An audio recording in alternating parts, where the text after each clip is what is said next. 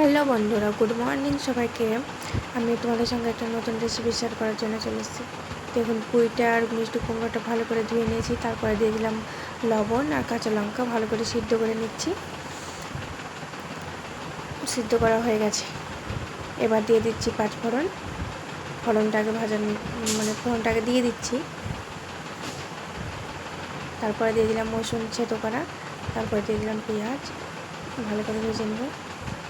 এই ভিডিওটা যদি ভালো লেগে থাকে সবাই লাইক কমেন্ট শেয়ার করবেন আর অবশ্যই সাবস্ক্রাইব করতে ভুলবেন না। দেখুন, পেঁয়াজটা ভালো করে ভাজা করে নেব। আর অবশ্যই কমেন্ট করে জানাবেন কে কোথায় থেকে ভিডিওটা দেখছেন।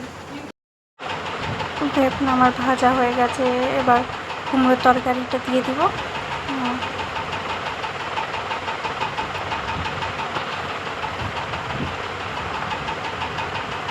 আমি আবারও বলছি, সবাই প্লিজ সাবস্ক্রাইব করে দিও।